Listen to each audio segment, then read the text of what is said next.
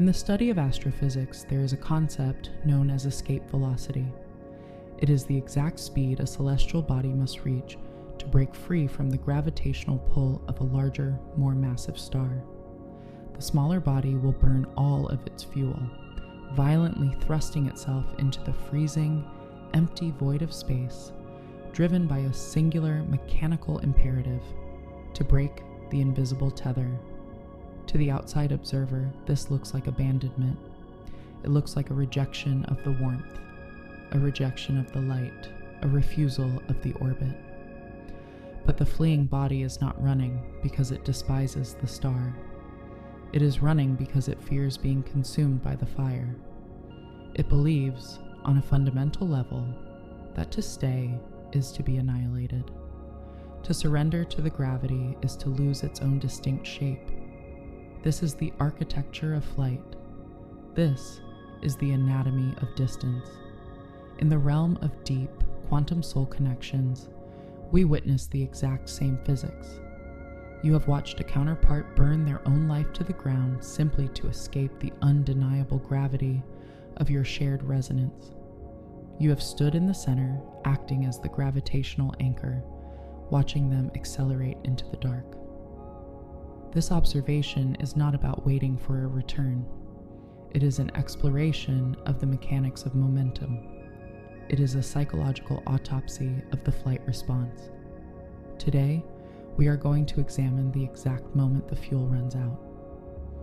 We are going to deconstruct what actually forces a soul to stop running and the invisible, silent shifts that must occur within the vacuum of space before gravity can finally reclaim what belongs to it.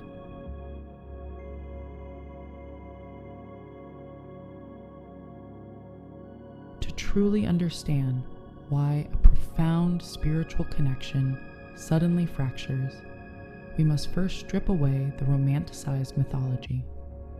We must look through the uncompromising lens of spiritual psychology and neurobiology. We must observe the avoidant soul not as a villain. We must not see them as a mystic puzzle designed to test your faith. Instead, we must view them as a human nervous system trapped in a state of profound dysregulation. When two individuals experience quantum entanglement, a unique psychic intensity is born. This phenomenon occurs when the internal architecture of one perfectly mirrors the other. For the awakened consciousness, this intensity is instantly recognized as a homecoming. It is a profound soulful relief. But for the unawakened counterpart, this exact same intensity is decoded entirely differently. Their primitive brain registers this overwhelming closeness as a lethal threat. The avoidant soul has spent a lifetime constructing a psychological fortress. They have built formidable walls of logic. They rely heavily on emotional detachment. They carefully curate controlled environments to keep themselves safe from unpredictable emotional variables. All of this internal architecture serves a singular, desperate purpose. It is designed to keep their repressed trauma securely hidden. It keeps their shadow self and their inherent feelings of unworthiness locked safely in the basement of their subconscious mind. They have survived their entire lives by ensuring these heavy doors remain tightly shut. Then, they encounter you. You do not just knock politely on the door of their carefully guarded fortress. Your mere frequency bypasses their walls entirely. Your presence effortlessly illuminates the basement they have spent decades trying to keep dark. The pioneering psychologist Carl Jung taught us a vital lesson about the human mind. He stated that, until you make the unconscious conscious, it will direct your life, and you will call it fate. The unawakened counterpart is suddenly forced into this exact predicament. They are forced to look directly at their own shadow. This shadow is perfectly, flawlessly reflected in the mirror of your deep connection. The profound intimacy you offer is beautiful to you, but it is deeply terrifying to them. It demands the death of their ego. It demands the complete dismantling of their false self. The ego is a primitive survival mechanism, and it simply does not want to die. It will fight fiercely to maintain its rigid structure and its control over their reality. And so, the sympathetic nervous system takes over. The biological imperative of fight or flight is fully activated. Their heart rate changes, their breath becomes shallow, their physical body tells them they are in imminent danger. They do not run because they lack love for you. They run because they lack the emotional capacity to survive the dissolution of their own identity. They are fleeing the mirror that you hold up to them. They are running from the blinding, painful light of their own unhealed wounds. In their mind, distance equals safety. Distance equals survival. The farther they get from your frequency, the quieter their internal alarms become. Simultaneously, we must examine the other side of this intricate equation. We must look at the anxious heart. When the avoidant soul pulls away, an entirely different kind of panic is triggered. The anxious heart perceives this sudden, jarring distance as a direct threat to their own survival.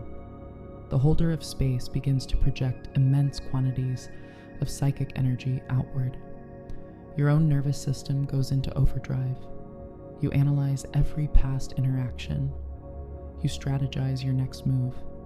You send waves of unconditional love into the ether, hoping it will act as an invisible tether. You attempt to bridge the expanding gap with your own sheer spiritual force. You believe that if you just love them hard enough, they will feel safe enough to stay. But in the realm of quantum dynamics, this outward projection of energy creates a dense, suffocating psychic pressure. The energetic field between you becomes heavy and thick. The harder the anxious heart pulls, the more the avoidant soul feels the terrifying sensation of being consumed. Your pursuit, no matter how pure its intention, becomes the very wind that fills their sails. It justifies their biological flight response. It provides them with the exact friction they need to keep running. As long as you are actively chasing them, they do not have to look at themselves. Your energy acts as a loud, demanding distraction from their own silent, internal void. They can comfortably blame their overwhelming anxiety on your intensity. They can project their deep-seated fears onto your relentless presence. You become the tangible reason they are running, which safely distracts them from the actual truth. The truth is, they are running from themselves. This dynamic creates a perpetual motion machine of pursuit and evasion. The anxious heart gives absolutely everything to close the distance. The avoidant soul uses that exact same energy to fuel their escape. It is a flawless, tragic loop of physics and psychology. The connection becomes a battlefield of dysregulated nervous systems. The beautiful soul recognition is temporarily buried under layers of biological panic and energetic suffocation. To deeply understand this deconstruction is to finally see the mechanics of the separation. It is never a failure of love. It is simply a collision of unhealed human architecture.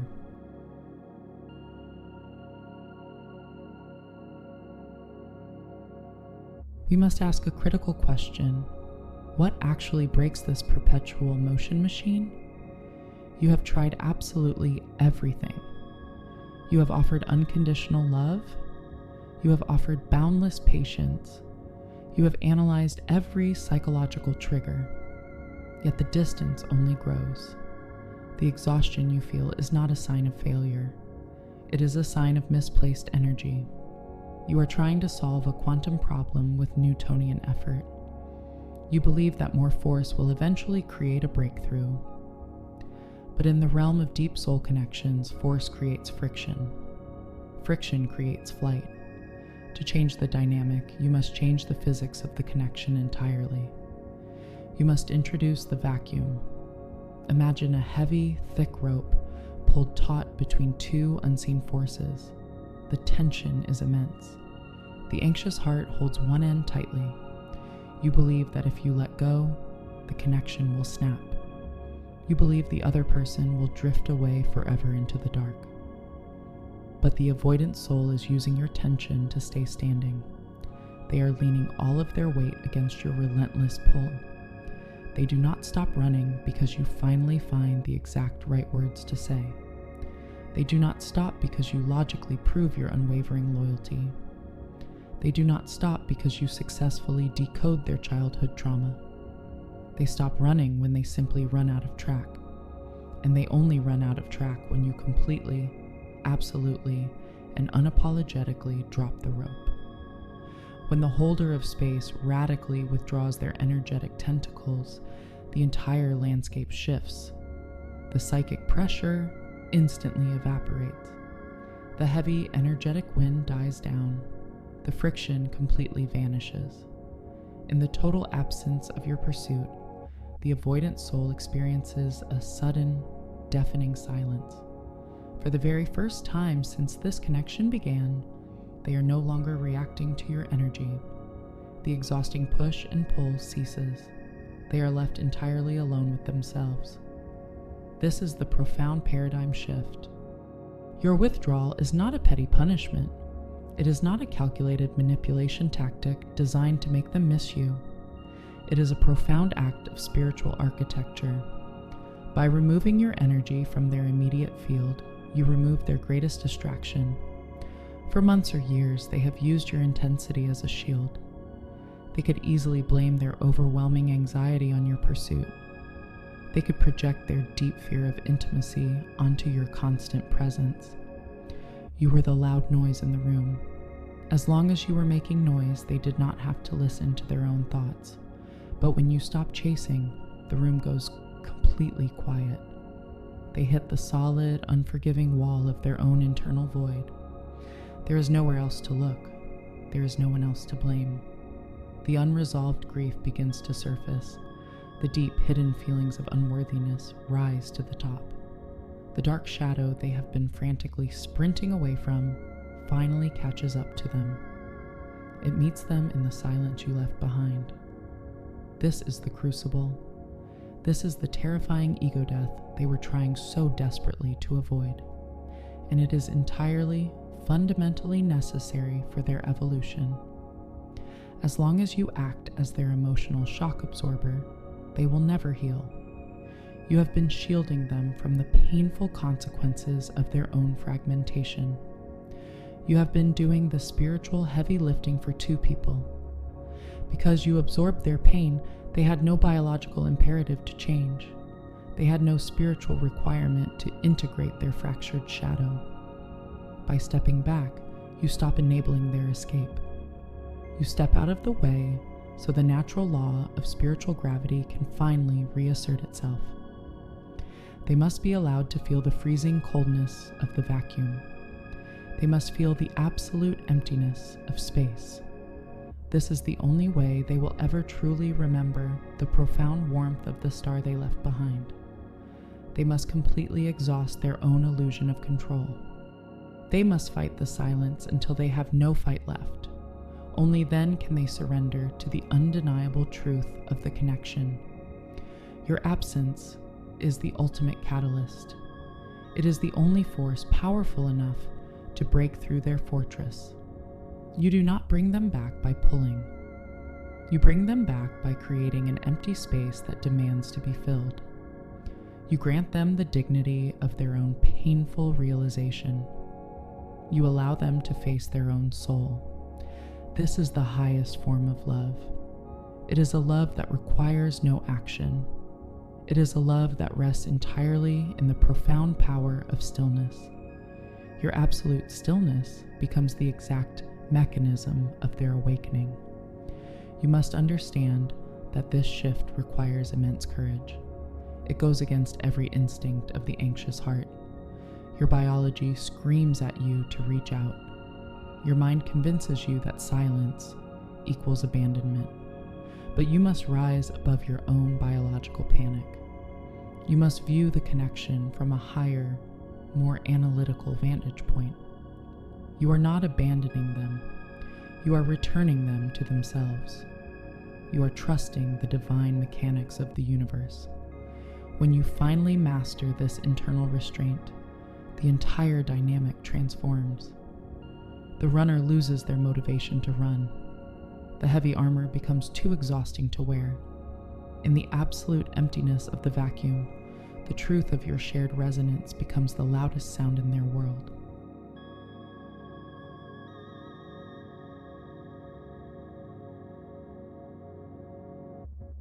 Understanding the mechanics of the vacuum intellectually is only the very first step of this journey. To actually catalyze this profound shift, the holder of space must radically alter their own internal architecture. You cannot merely pretend to drop the heavy rope. You cannot fake the emptiness of the vacuum. You must genuinely embody an entirely different state of being. You must consciously move away from an anxious, chaotic orbit around their star. You must step fully into a state of absolute, unshakable sovereignty. This is not about learning new psychological tricks to manipulate their eventual return. It is about fundamentally rewiring your own energetic output at a cellular level. It requires a deep, uncompromising commitment to your own spiritual autonomy. There are 3 profound internal shifts you must integrate into your daily reality. These shifts will move you from a state of painful, exhausting pursuit into a state of powerful, magnetic stillness. They will transform your pain into profound personal power. The first necessary shift is the complete and ruthless reclamation of your quantum energy. In the study of spiritual psychology, we understand a fundamental law of physics. Attention is the primary currency of your life force. Where your mental focus goes, your quantum energy inevitably flows. Every single time you check their digital footprint, you are leaking vital energy. Every time you ruminate on their hidden motives or analyze their past words, you are projecting your life force outward. Every time you desperately ask the universe when they will finally return, you are actively streaming your vital energy directly into their energetic field. You are single-handedly keeping the suffocating psychic pressure alive. You must begin to fiercely practice the law of the vacuum. You must call your scattered energy back into your own physical body. When your exhausted mind inevitably attempts to wander back into their timeline, you must gently but firmly sever the invisible thread. You must silently declare that you release them entirely to their own evolution. By creating an absolute, undeniable energetic void, you finally give them the actual space required to feel your absence. You stop feeding their resistant ego with your invisible attention. You become a closed, brilliantly self-sustaining circuit. The second internal shift requires alchemizing the intense somatic echo of abandonment.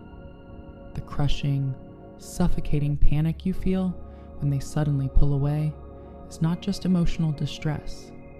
It is a profound somatic echo stored deeply within the tissues of your own nervous system. It is the terrified, irrational voice of your own inner child reacting to a perceived threat to its very survival. You are experiencing severe biological dysregulation disguised as deep spiritual longing. Instead of frantically trying to fix the external connection to soothe your internal panic, you must reverse the entire flow of healing. You must actively soothe your own nervous system to neutralize the overwhelming pull of the connection. When the inevitable wave of crushing anxiety hits your chest, do not reach for your phone to bridge the gap. Reach inward for your own breath. Place your physical hand firmly over your own beating heart. You must consciously decide to become the mountain. A mountain does not lean forward to desperately catch the passing wind. It stands deeply and permanently rooted in the dark earth.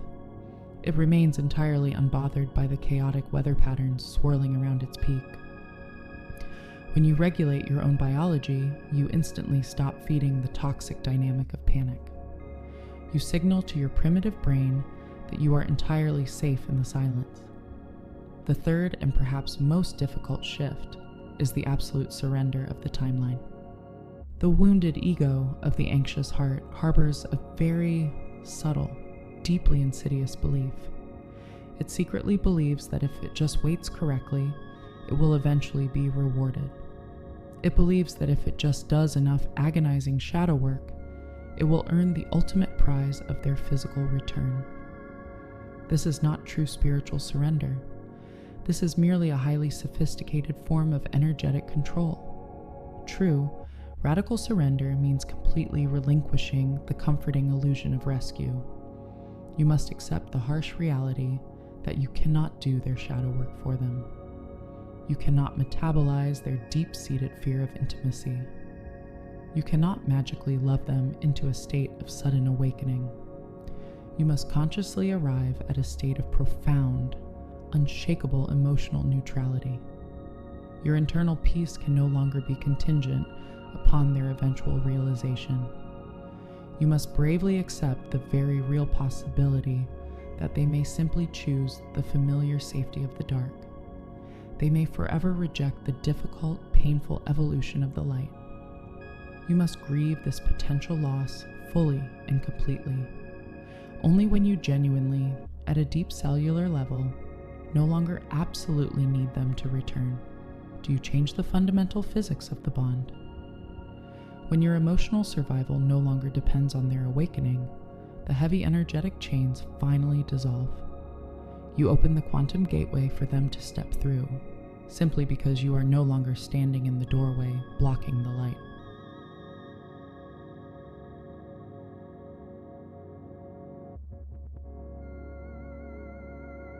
The paradox of this journey is that the very thing you seek is granted only when you cease to demand it. What pushes the avoidant soul to stop running? It is the realization that they are running a race with no opponent. It is the exhaustion of fighting a gravity that asks nothing of them. It is the profound, terrifying, and ultimately liberating encounter with their own soul in the quiet space that you left behind. You do not need to hold the universe together. You do not need to bridge the gap. The threads that bind two resonant souls are not fragile strings that require your constant tension to survive. They are fundamental laws of spiritual physics. They operate flawlessly in the dark. They operate flawlessly in the silence. Your only task is to return to your own center, to cultivate a life of such deep, undeniable sovereignty that whether a comet passes through your orbit or fades into the distance, your light remains entirely undisturbed. When you become the ocean, vast, deep, and completely self-contained, you no longer worry about the waves crashing against the shore. You simply observe the tide, and the tide, governed by laws much older than human fear, always knows how to turn. Until we meet again, remain grounded in your center and trust the architecture of your own evolution.